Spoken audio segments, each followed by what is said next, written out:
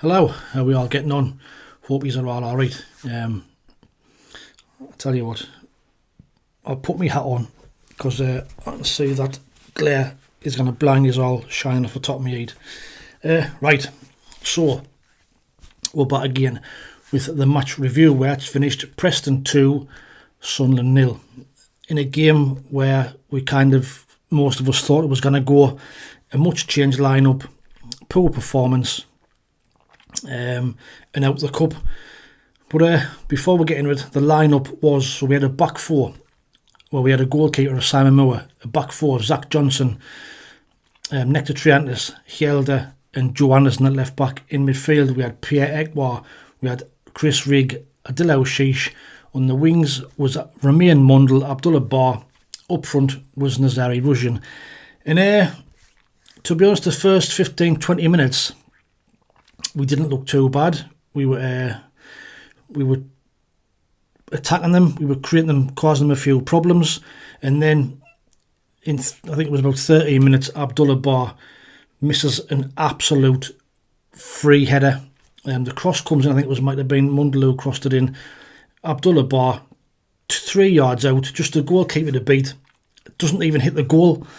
At this level, or at any level, when you're presented with them opportunities, you have to take them. We didn't take them, and from then on, it was all Preston. The second half of the first half, we just gradually got worse. We kept on giving the ball away, sloppy at the back. Hjelde, every time he got it, just looked like booting it forward. Zach Johnson trying to break our defence, kept on losing the ball. And then the inevitable happens on 37 minutes. There's a bit of a pinball in the box. There's a shot, takes a deflection off Hjelde, of Zach Johnson at guns in, beats Simon Moore, who up until that point had been our best player. He made 2 or 3 great saves in the first half, under pressure from their centre forwards. Now I know that Preston only made 2 or 3 changes from their game on Saturday, and it was a vastly experienced team compared to our team, but you've still got to fight and you've still got to compete, and we were out-muscled in that second half of the first half. Pierre Ekwa was non-existent in my opinion. Yes, I know he's playing his first game. He's been injured. Same with Hjelde, he's been injured. Triantis, his first game back. They all look miles off the pace, but that's no excuse for basic errors. Hjelde got himself built by trying to run out of defence, overruns the ball, then's got to dive into a tackle. He gets booked. Abdullah Bar, you know my feelings on Abdullah Bar, but tonight he was absolutely woeful again. He beats himself with the 5,000 step walls he tries before he even does anything with the ball. Defender just stands and looks at him and then just takes the ball off him. It's comedy. It's pure comedy watching him on the ball. But we're getting it 1-0 down at half time, and you're hoping that regular break can kind of get something going at half time, tweak a few things, because like I say, we offered very little. Mundal looked bright in the first half, like he did in pre-season, was a bright spot. Sheesh tried to make things happen, but again, all playing as individuals and kept giving the ball away. Russian never got in the game again either. Chris Rigg was the only one. I feel sorry for Chris Rigg because they keep on playing him in these weekend teams and in these youth sides, and he stands out in my opinion head and shoulders above everybody in that midfield. But it's 1-0 at half time, and second half we come out and it's much of the same. We're poor. We're really poor.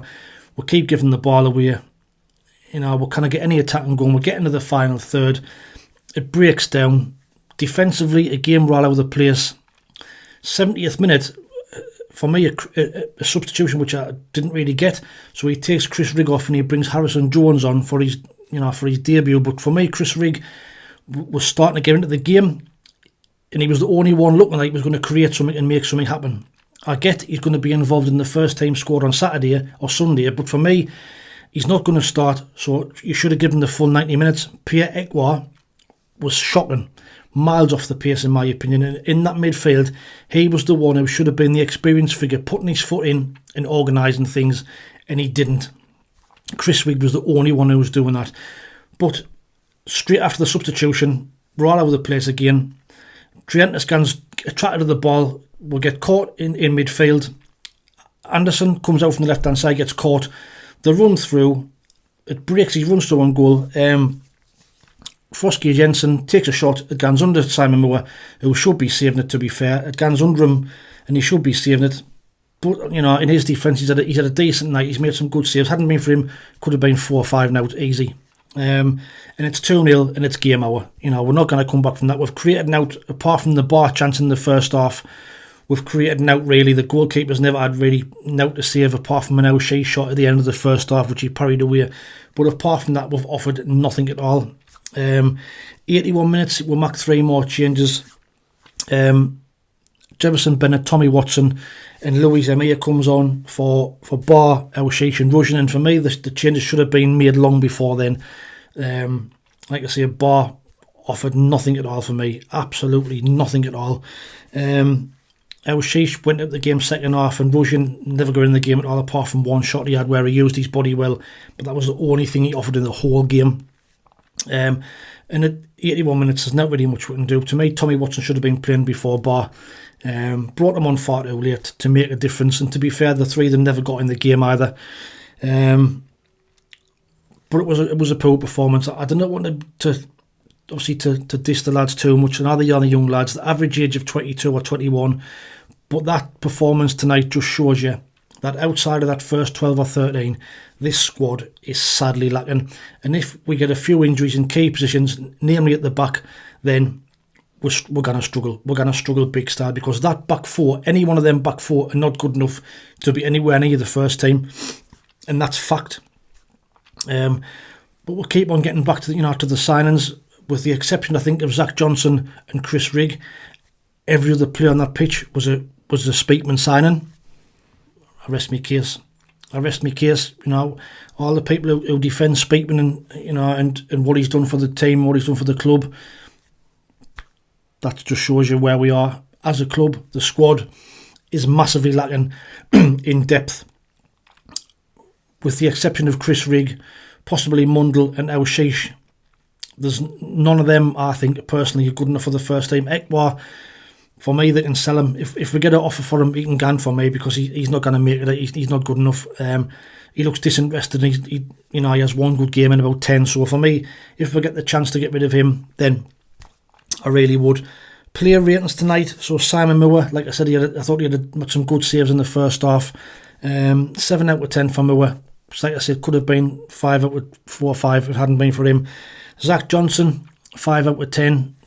Again, I know he's not a right back by trade, but poor in possession, looks slow. Trianta's first game back, I thought, didn't do too bad, apart from his positional at times was terrible. 6 out of 10. Leo Hjelde, I thought, was absolutely woeful. He captained the side and was far from that. He was terrible. Like I say, every time he got the ball, he just wanted to pump it forward to give it away. His ball control and in possession was terrible, so 4 out of 10 for Hjelde. Anderson the same, and he's not a left back, but again looks slow and poor in possession. 4 out of 10. Ekwa, 5 out of 10. So he didn't dominate and didn't stamp his authority on that midfield. Poor again, 5 out of 10. Elshish showed little glimpses of trying to do stuff, but again he's too ball greedy, and he's another individual who doesn't play for the team. 6 out of 10. Abdullah Bar, well, I like to say a woeful. I'm going to give him 2 out of 10. I thought he was absolutely shocking again, and the likes of him can be moved on as soon as possible. Remain Mundell, like I say, showed glimpses in the first half.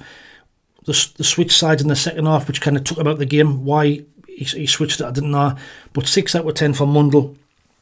Chris Rigg was, like I say, was starting to make things happen. 7 out of 10 for Chris Rigg. Took him off at the wrong time for me, but I can see why he did it, to protect him for the weekend.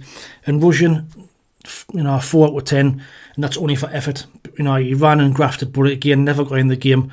Was poor throughout. I know he didn't get any service, but when he did get it, he didn't do that with it. Man of the match for me, I'd probably give it to Simon Moore.